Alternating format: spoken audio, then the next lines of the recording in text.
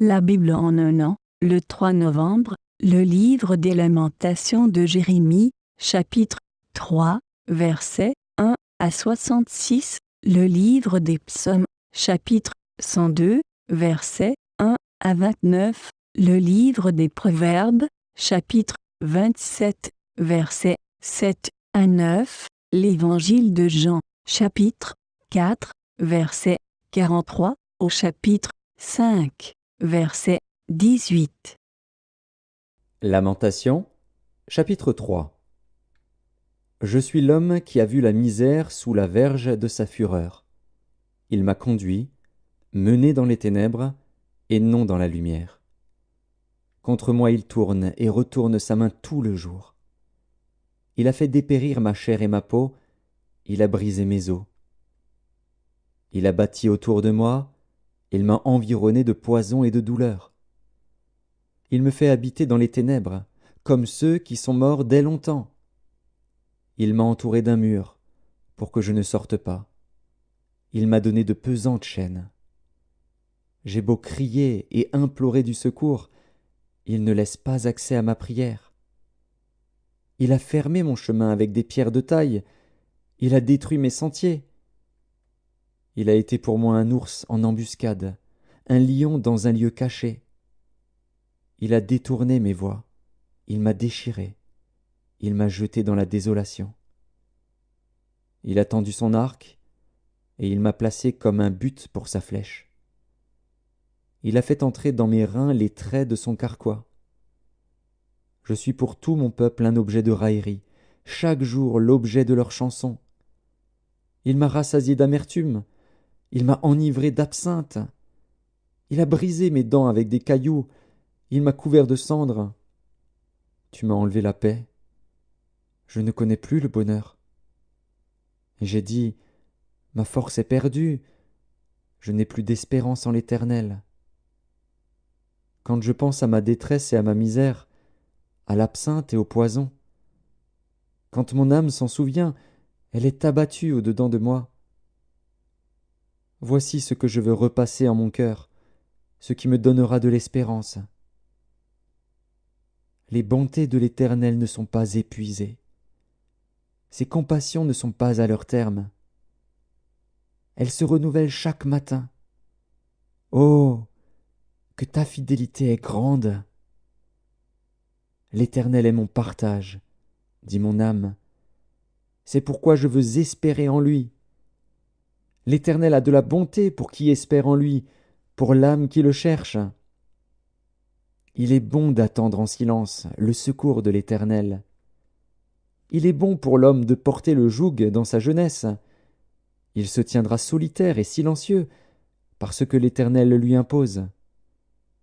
Il mettra sa bouche dans la poussière, sans perdre toute espérance. Il présentera la joue à celui qui le frappe, il se rassasiera d'opprobre. Car le Seigneur ne rejette pas à toujours. Mais, lorsqu'il afflige, il a compassion selon sa grande miséricorde. Car ce n'est pas volontiers qu'il humilie et qu'il afflige les enfants des hommes. Quand on foule aux pieds tous les captifs du pays, quand on viole la justice humaine à la face du Très-Haut, quand on fait tort à autrui dans sa cause, le Seigneur ne le voit-il pas? Qui dira qu'une chose arrive sans que le Seigneur l'ait ordonnée? N'est-ce pas de la volonté du Très-Haut que viennent les maux et les biens? Pourquoi l'homme vivant se plaindrait-il? Que chacun se plaigne de ses propres péchés. Recherchons nos voies et sondons, et retournons à l'Éternel.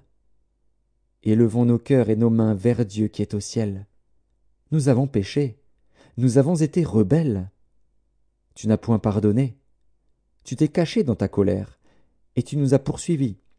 Tu as tué sans miséricorde, tu t'es enveloppé d'un nuage pour fermer accès à la prière. Tu nous as rendus un objet de mépris et de dédain au milieu des peuples. Ils ouvrent la bouche contre nous, tous ceux qui sont nos ennemis. Notre partage a été la terreur et la fosse, le ravage et la ruine. Des torrents d'eau coulent de mes yeux, à cause de la ruine de la fille de mon peuple. Mon œil fond en larmes, sans repos, sans relâche, jusqu'à ce que l'Éternel regarde et voie du haut des cieux. Mon œil me fait souffrir, à cause de toutes les filles de ma ville.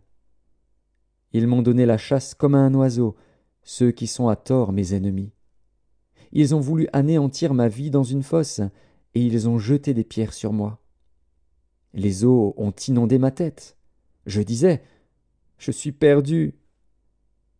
J'ai invoqué ton nom, ô Éternel, du fond de la fosse. Tu as entendu ma voix. Ne ferme pas l'oreille à mes soupirs, à mes cris. Au jour où je t'ai invoqué, tu t'es approché. Tu as dit, ne crains pas. Seigneur, tu as défendu la cause de mon âme. Tu as racheté ma vie. Éternel, tu as vu ce qu'on m'a fait souffrir. Rends-moi justice. Tu as vu toute leur vengeance, tout leur complot contre moi. Éternel, tu as entendu leurs outrages, tout leur complot contre moi, les discours de mes adversaires et les projets qu'ils formaient chaque jour contre moi. Regarde quand ils sont assis et quand ils se lèvent. Je suis l'objet de leurs chansons. Tu leur donneras un salaire, ô Éternel, selon l'œuvre de leurs mains. Tu les livreras à l'endurcissement de leur cœur, à ta malédiction contre eux. Tu les poursuivras dans ta colère, et tu les extermineras de dessous les cieux, ô Éternel. Psaume 102. Prière d'un malheureux lorsqu'il est abattu et qu'il répand sa plainte devant l'Éternel. Éternel, écoute ma prière, et que mon cri parvienne jusqu'à toi. Ne me cache pas ta face au jour de ma détresse. Incline vers moi ton oreille quand je crie. Hâte-toi de m'exaucer. Car mes jours s'évanouissent en fumée, et mes os sont enflammés comme un tison. Mon cœur est frappé et se dessèche comme l'herbe. J'oublie même de manger mon pain.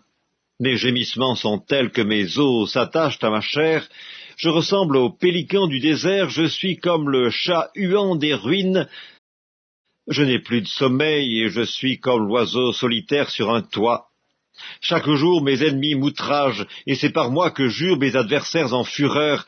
Je mange la poussière au lieu de pain, et je mêle des larmes à ma boisson, à cause de ta colère et de ta fureur, car tu m'as soulevé et jeté au loin. Mes jours sont comme l'ombre à son déclin, et je me dessèche comme l'herbe. Mais toi, Éternel, tu règnes à perpétuité, et ta mémoire dure de génération en génération.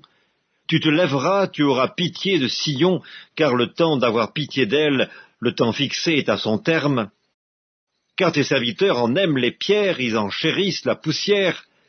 Alors les nations craindront le nom de l'Éternel, et tous les rois de la terre ta gloire. Oui, l'Éternel rebâtira Sion, il se montrera dans sa gloire. Il est attentif à la prière du misérable, il ne dédaigne pas sa prière. Que cela soit écrit pour la génération future, et que le peuple qui sera créé célèbre l'Éternel, car il regarde du lieu élevé de sa sainteté. Du haut des cieux, l'Éternel regarde sur la terre, pour écouter les gémissements des captifs, pour délivrer ceux qui vont périr, afin qu'il publie dans Sion le nom de l'Éternel, et ses louanges dans Jérusalem, quand tous les peuples s'assembleront, et tous les royaumes, pour servir l'Éternel. Il a brisé ma force dans la route, il a abrégé mes jours. Je dis, mon Dieu, ne m'enlève pas au milieu de mes jours, toi dont les années durent éternellement. Tu as anciennement fondé la terre, et les cieux sont l'ouvrage de tes mains. Ils périront, mais tu subsisteras, ils s'useront tous comme un vêtement, tu les changeras comme un habit, et ils seront changés, mais toi, tu restes le même, et tes années ne finiront point. Les fils de tes serviteurs habiteront leur pays, et leur postérité s'affermira devant toi. Livre des Proverbes, chapitre 27. Celui qui est rassasié foule aux pieds le rayon de miel, mais celui qui a faim trouve doux tout ce qui est amer. Comme l'oiseau qui erre loin de son nid, ainsi est l'homme qui erre loin de son lieu. L'huile et les parfums réjouissent le cœur, et les conseils affectueux d'un ami sont doux. Évangile de Jean, chapitre 4. Après ces 2 jours, Jésus partit de là pour se rendre en Galilée, car il avait déclaré lui-même qu'un prophète n'est pas honoré dans sa propre patrie. Lorsqu'il arriva en Galilée, il fut bien reçu des Galiléens, qui avaient vu tout ce qu'il avait fait à Jérusalem pendant la fête, car eux aussi étaient allés à la fête. Il retourna donc à Cana en Galilée, où il avait changé l'eau en vin. Il y avait à Capernaüm un officier du roi, dont le fils était malade. Ayant appris que Jésus était venu de Judée en Galilée, il alla vers lui et le pria de descendre et de guérir son fils, qui était près de mourir. Jésus lui dit, « Si vous ne voyez des miracles et des prodiges, vous ne croyez point. » L'officier du roi lui dit, « Seigneur, descends avant que mon enfant meure. » « Va, lui dit Jésus, ton fils vit. » Et cet homme crut à la parole que Jésus lui avait dite, et il s'en alla. Comme déjà il descendait, ses serviteurs venant à sa rencontre, lui apportèrent cette nouvelle, « Ton enfant vit. » Il leur demanda à quelle heure il s'était trouvé mieux, et ils lui dirent, « Hier, à la 7e heure, la fièvre l'a quitté. » Le père reconnut que c'était à cette heure-là que Jésus lui avait dit, « Ton fils vit. » Et il crut, lui et toute sa maison. Jésus fit encore ce second miracle lorsqu'il fut venu de Judée en Galilée. Évangile de Jean, chapitre 5. Après cela, il y eut une fête des Juifs, et Jésus monta à Jérusalem. Or, à Jérusalem, près de la porte des brebis, il y a une piscine qui s'appelle en hébreu Bethesda, et qui a 5 portiques. Sous ces portiques étaient couchés en grand nombre des malades, des aveugles, des boiteux, des paralytiques, qui attendaient le mouvement de l'eau. Car un ange descendait de temps en temps dans la piscine et agitait l'eau. Et celui qui y descendait le premier après que l'eau avait été agitée était guéri, quelle que fût sa maladie. Là se trouvait un homme malade depuis 38 ans. Jésus, l'ayant vu coucher, et sachant qu'il était malade depuis longtemps, lui dit, « Veux-tu être guéri ?» Le malade lui répondit, « Seigneur, je n'ai personne pour me jeter dans la piscine quand l'eau est agitée, et, pendant que j'y vais, un autre descend avant moi. » « Lève-toi, lui dit Jésus, prends ton lit, et marche. » Aussitôt cet homme fut guéri. Il prit son lit, et marcha. C'était un jour de sabbat. Les Juifs dirent donc à celui qui avait été guéri, « C'est le sabbat, il ne t'est pas permis d'emporter ton lit. » Il leur répondit, « Celui qui m'a guéri m'a dit, prends ton lit, et marche. » Ils lui demandèrent, « Qui est l'homme qui t'a dit, prends ton lit, et marche ?» Mais celui qui avait été guéri ne savait pas qui c'était, car Jésus avait disparu de la foule qui était en ce lieu. Depuis, Jésus le trouva dans le temple et lui dit, « Voici, tu as été guéri, ne pêche plus, de peur qu'il ne t'arrive quelque chose de pire. » Cet homme s'en alla et annonça aux Juifs que c'était Jésus qui l'avait guéri. C'est pourquoi les Juifs poursuivaient Jésus, parce qu'il faisait ces choses le jour du sabbat. Mais Jésus leur répondit, « Mon Père agit jusqu'à présent. Moi aussi, j'agis. » À cause de cela, les Juifs cherchaient encore plus à le faire mourir, non seulement parce qu'il violait le sabbat, mais parce qu'il appelait Dieu son propre Père, se faisant lui-même égal à Dieu.